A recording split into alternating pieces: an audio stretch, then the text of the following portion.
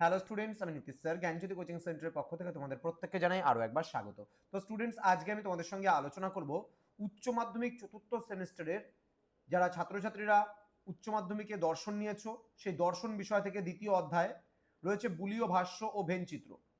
এই অধ্যায় থেকে তোমাদের মোস্ট ইম্পর্টেন্ট, একেবারে 100% কমন যে প্রশ্নগুলো তোমরা পরীক্ষায় পড়বে, তার জন্য সাজেশন নিয়ে আলোচনা করব। যারা এখনো পর্যন্ত আমাদের চ্যানেলটিকে সাবস্ক্রাইব করোনি, তারা অবশ্যই চ্যানেলটিকে সাবস্ক্রাইব করে পাশে থাকা বেল আইকন অল প্রেস করে দাও, যাতে নেক্সট টাইম থেকে কোনো ভিডিও আপলোড করলে তার নোটিফিকেশন তুমি সবার আগে পেতে পারো।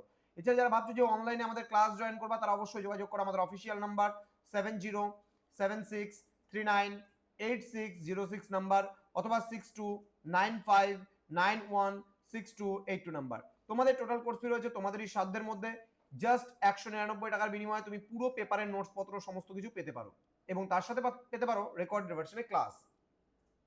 চলো শুরু করছি আজকের ক্লাসটা। প্রশ্নমান 2 এর জন্য তোমরা কোন কোন প্রশ্নগুলো পড়বে? প্রথম প্রশ্ন, নব্য বা আধুনিক যুক্তিবিজ্ঞান বলতে কি বোঝো? পড়তে হবে না। বুলীয় ভাষ্য ভেনচিত্রের প্রবক্তাকে পড়তে হবে না। আমি যেগুলোকে ট্রিপল স্টার করে দিয়েছি সেগুলো খুব ভালো করে পড়বা। যেগুলো ডাবল স্টার করা আছে সেগুলো মোটামুটি পড়ে যাবা ভালো করেই।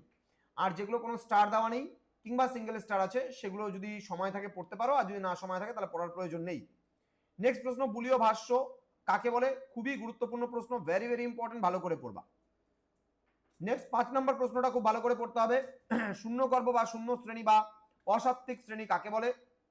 শূন্যগর্ভ শ্রেণীর দুটি উদাহরণ দাও। নেক্সট, শূন্যগর্ভ শ্রেণীর প্রথম প্রবক্তাকে সদস্যহীন শ্রেণীকে কি বলে? নেক্সট, অশূন্য শ্রেণী বা সাত্ত্বিক বা নিশূন্য শ্রেণী কাকে বলে? অশূন্য শ্রেণীর দুটি উদাহরণ দাও। নেক্সট, বুলীয় মতে সমীকরণ ও অসমীকরণের আকার লেখো। নেক্সট রয়েছে শূন্য শ্রেণী অশূন্য শ্রেণীর পার্থক্য দেখো। এই যে শূন্য শ্রেণী বা সাত্ত্বিক শ্রেণী যেগুলো পড়বা, সেখানে পড়লে শূন্য অশূন্য শ্রেণীর পার্থক্যটা হয়ে যাবে। পরিপূরক শ্রেণী কাকে বলে? ভালো করে পড়বা। যেগুলো ডাবল স্টার এবং ট্রিপল স্টার দেওয়া আছে সেগুলো কিন্তু ভালো করে পড়তে হবে। আচ্ছা, নেক্সট প্রশ্ন, এস সদর্থক শ্রেণীর পরিপূরক শ্রেণীটি কি হবে? শ্রেণীর পরিপূরক শ্রেণী কি? ঠিক আছে, এস শ্রেণীর পরিপূরক শ্রেণী কি? নেক্সট, দার্শনিক ও মানুষ শ্রেণীটির পরিপূরক শ্রেণী কি? নেক্সট, অস্তিত্বমূলক তাৎপর্য বলতে জর্জ বুল কি বুঝিয়েছেন?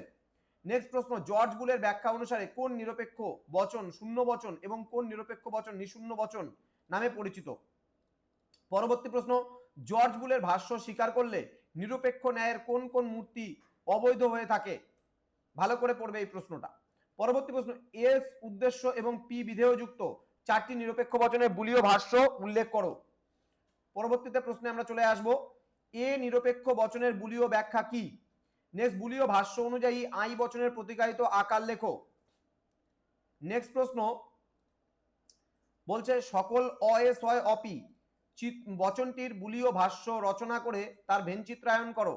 নেক্সট, কোন এস হয় অপি বচনটিকে ভেনচিত্রে, এটা ডেনচিত্রে হয়ে গেছে, সরি, ভেনচিত্র হবে, ভেনচিত্রে প্রকাশ করো। নেক্সট বলছে, অস্তিত্বমূলক দোষ বলতে কি জর্জ বুল কি বুঝিয়েছেন? নেক্সট, বুলীয় ভাষ্য অনুযায়ী ও বচনের প্রতিকায়িত আকার লেখো। ঠিক আছে, আকার হবে এটা। নেক্সট বলছে, বিশ্বজ্ঞাপক বর্গক্ষেত্র বলতে কি বোঝায়? চিত্র সহ বলো। নেক্সট প্রশ্ন রয়েছে, ভেন চিত্রে দুটি পরস্পর ছেদি বৃত্ত কয়টি শ্রেণীকে নির্দেশ করে ও কি কি? নেক্সট, এ বচনের অ্যারিস্টটলীয় আকার ও বুলীয় ভাষ্য ভেন চিত্রে কি হবে? নেক্সট বলছে, কোন অছাত্র হয় অকবি বাক্যটিকে ভেনচিত্রে প্রকাশ করো। এই অধ্যায়তে কিন্তু লজিক কিন্তু প্র্যাকটিস করতে হবে। আমরা যে লজিকগুলো শিখিয়েছি সেই লজিকগুলো যদি প্রতিনিয়ত প্র্যাকটিস করো, তাহলে কিন্তু তোমাদের পুরোপুরি এই অধ্যায়টা কভার আপ হয়ে যাবে। তো স্টুডেন্ট, তোমাদের সঙ্গে দেখা হবে খুব তাড়াতাড়ি আরো একটা নতুন ক্লাস নিয়ে, নতুন কোনো বিষয়ের সঙ্গে, অর্থাৎ পরবর্তী অধ্যায়ের সাজেশনস নিয়ে। তোমরা প্রত্যেকেই ভালো থেকো, সুস্থ থেকো। ভিডিওটি বন্ধুদের সঙ্গে অবশ্যই শেয়ার করে দিও। দেখা হচ্ছে আরো একটা নতুন ভিডিও নিয়ে। Thank you so much, thanks for watching after all, thank you.